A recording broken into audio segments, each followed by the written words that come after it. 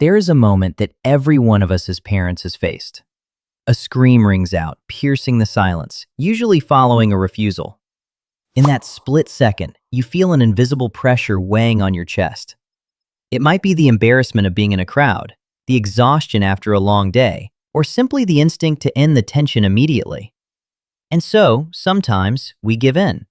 A toy is handed over, a candy is granted, all in exchange for peace.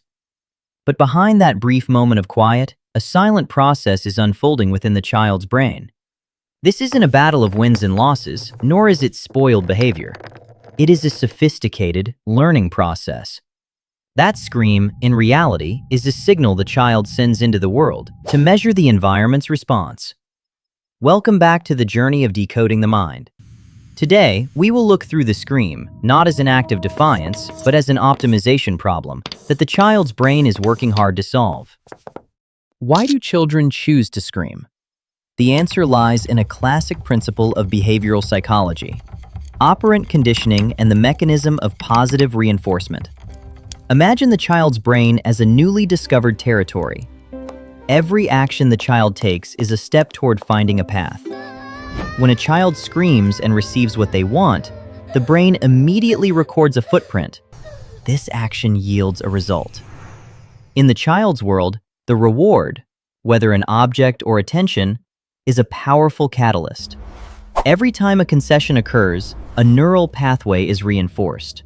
Gradually, that path becomes a wide highway in the brain. The child isn't defying you, they are optimizing their strategy.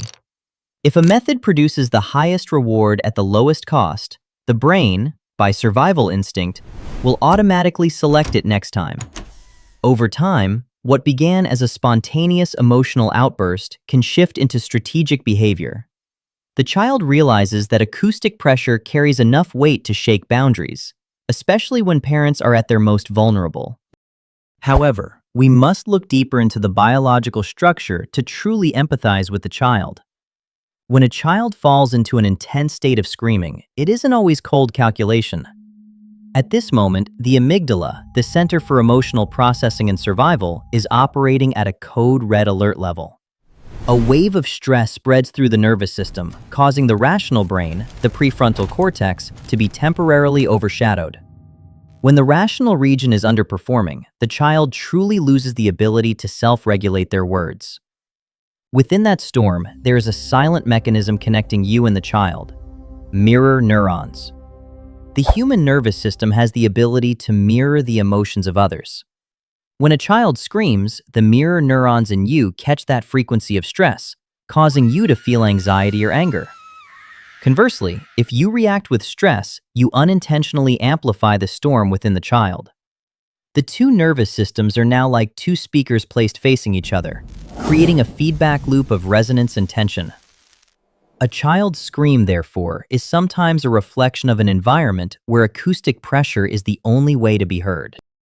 There is a truth we sometimes forget amidst the busyness of adult life.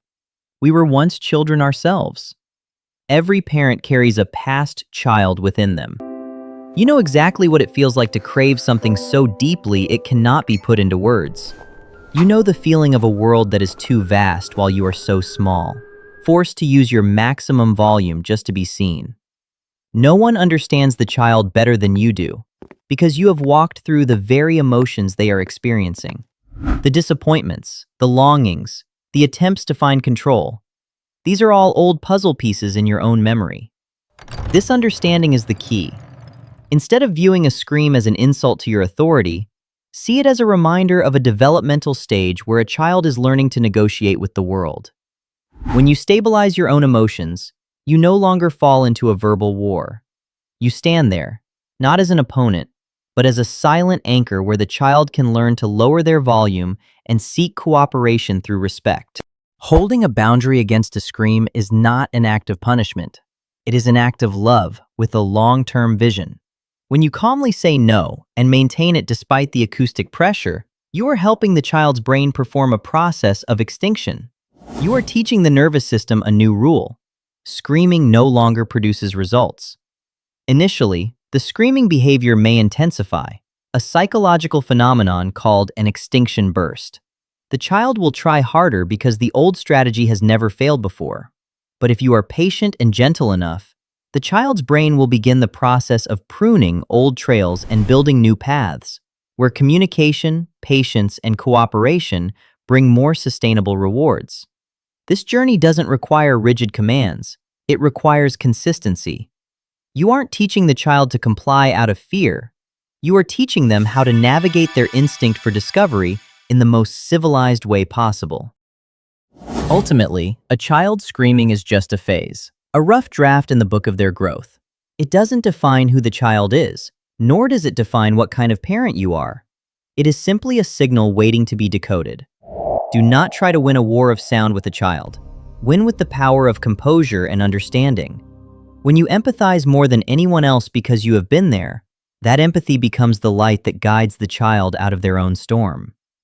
Your consistency today is your child's confidence tomorrow. In our next video, we will decode the behavior of children throwing objects when displeased. What is happening in their psychology? I'll see you in the next video.